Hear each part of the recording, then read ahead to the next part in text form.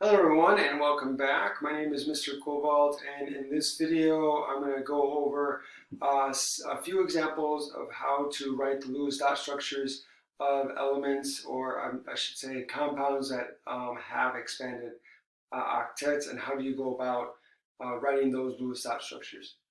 But you're going to follow the same steps as you did with normal Lewis dot structures. So as long as you follow those steps, whether you've got something with an expanded octet or not, or something that doesn't violate the octet rule, you should wind up with the right Lewis dot structure, or a good Lewis dot structure. If there's resonance, then you'll have to figure out the resonance. All right, so without any further ado, so for A we have XeF2. So what are the total number of valence electrons? Well, we need to find out what group xenon is in. That is a noble gas. And so this is an example of where you do have a noble gas that bonds with certain things. So it is not unheard of. So noble gas, this has 8 valence electrons. And your fluorine, they both have 7. So we have 2 fluorines, so that's going to be 14. You add those together and you get 22. So you got 22 electrons. So now we're going to do our skeletal structure. Xenon is written first. It is the less electronegative atom, so fluorine only bonds once. So this has to be our central atom. So the structural formula is going to be Xe, and then I'm going to bond the 2 fluorines to that. So there's my structural formula, and I used 2 bonds. So I used 2 bonds, so that means I have to remove 4 electrons from my total. So remove 4 electrons, and that gives me 18. So I have 18 electrons left. Now the next thing is I need to put lone pairs on my outer atoms so that they can have an octet. So I'm going to give them an octet by adding lone pairs. So I'm going to add lone pairs to each of the fluorines, since they are my outer atoms. So I get 3 on this one, 3 on this one. So I used 6 lone pairs, so that's 12. So I'm going to subtract out 12 valence electrons, and that's going to leave 6 electrons left over.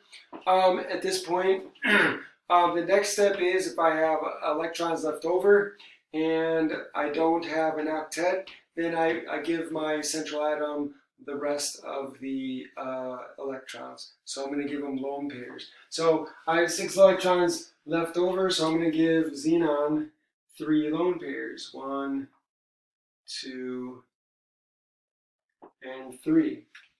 So this is the Lewis dot structure, and then I check to make sure everyone has an octet. In this case, fluorines, both fluorines have an octet, but you'll notice that xenon has more than an octet. It's got 1, 2, 3, 4, 5, 6, 7, 8, 9, 10. So it's got 10 instead of 8.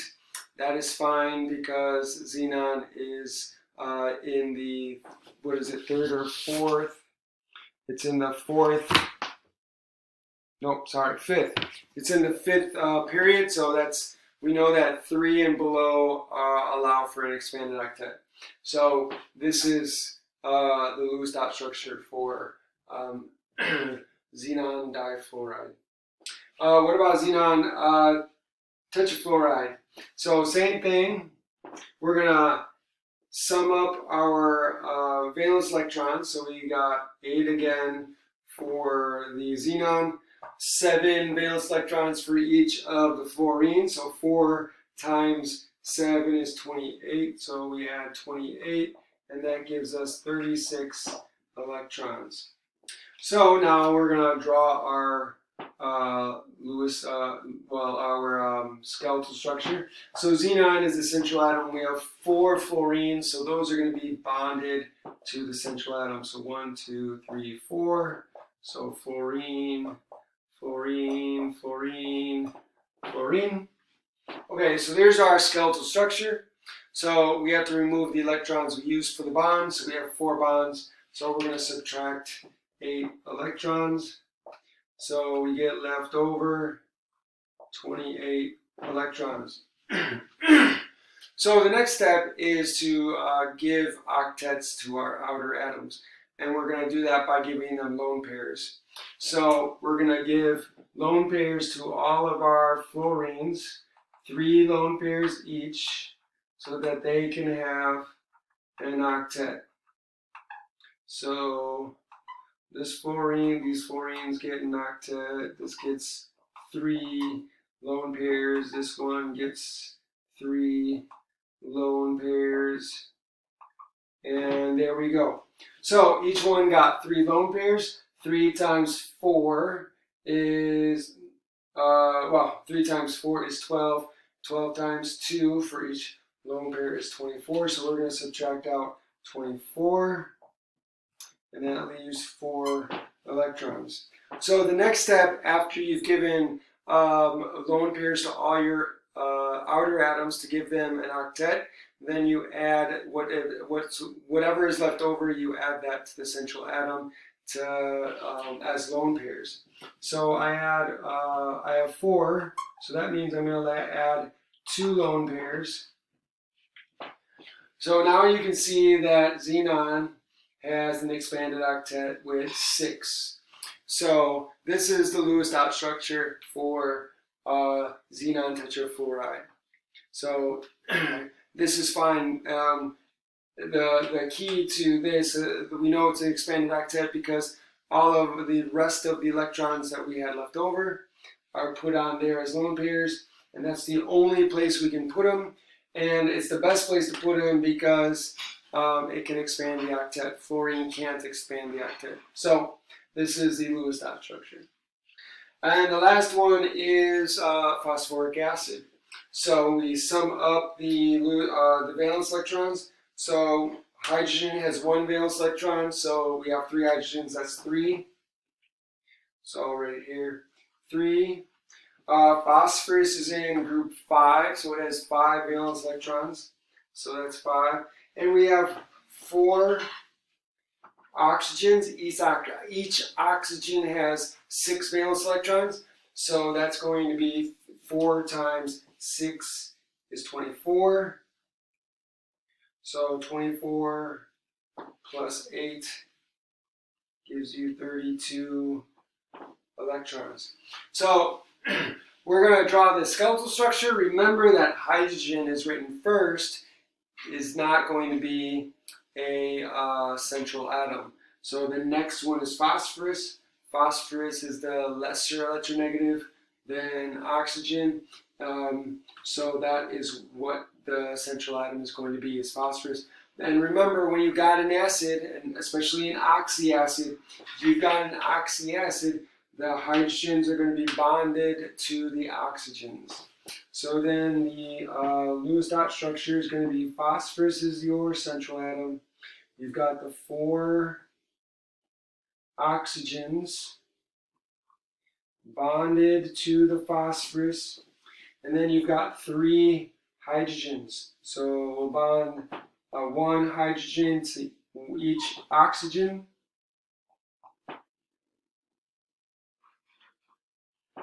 Like so. Okay, so we have our skeletal structure.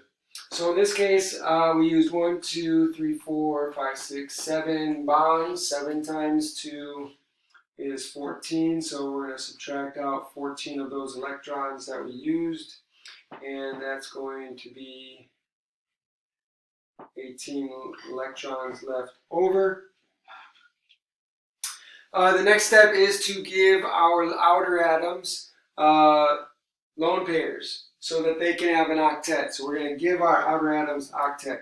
Hydrogens are fine with their duet. They've got the bond, so they're fine. Oxygens need lone pairs. So this one has 2 bonds, so it needs 2 lone pairs. This one has 2 bonds, so it needs 2 lone pairs. This one has 2 bonds, so it needs 2 lone pairs. This one has 1 bond, so it needs 3 lone pairs. So how many lone pairs did I use? 1, 2, 3, 4, 5, 6, 7, 8, 9. 9 times 2 is 18. So I have used up all of my electrons. So I have no more electrons. I checked to make sure everyone has an octet. Phosphorus has 4 bonds. It has an octet. This oxygen has an octet. This one does. This one does. This one does. The hydrogens are fine with the duet. So this is a good Lewis-Dot structure. This is a legitimate Lewis-Dot structure. But is it the best Lewis-Dot structure? This is where we need to come in. We need to think about resonance, and we need to think about formal charges. So in this case, and also we need to think about can phosphorus have an expanded octet. And if you look at phosphorus in the book, it is in period 3. So phosphorus is in period 3, so it can have an expanded octet. So what are the formal charges?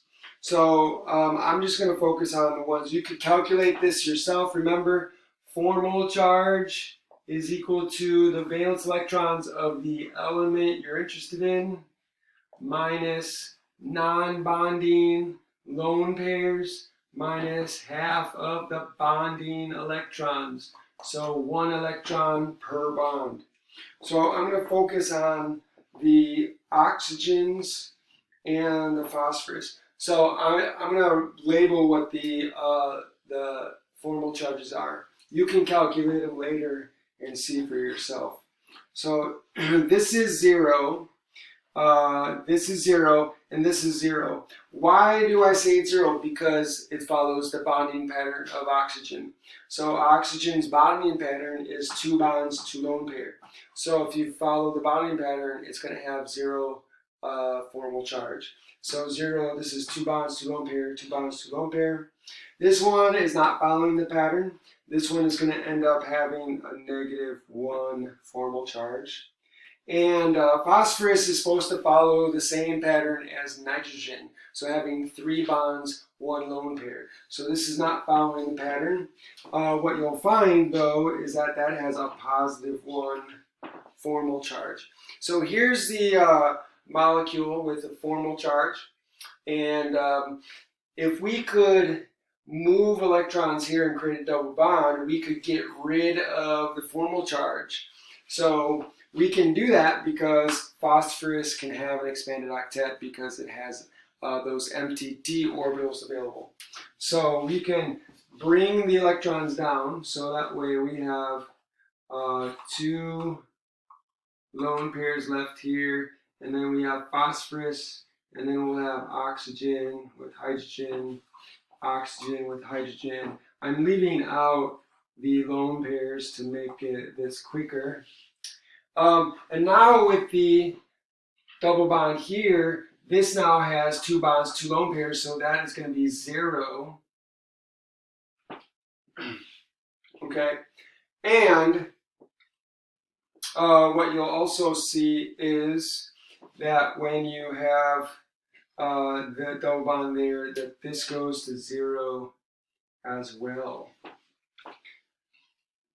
And so now we have a 0, a resonance structure. So these are resonance structures because the only difference between them is the movement of electrons. The connectivity is the same, number of electrons is the same, the total formal charge is the same. So these are resonance structures. And so now we have 2 resonance structures. These are the only 2 you can have. And so now here you can see which one is the better resonance structure. All of these are 0, so all the atoms in this one have 0 resonance structure. Here we have -2, negative and -1. So this is not as favorable. So this is going to be the more important, more favorable structure. And again, it's going to be some average of these, but again, this is going to be the more important one. I hope you enjoyed this video. I hope this was helpful. Thanks for joining me. If you like this video, share, like, subscribe.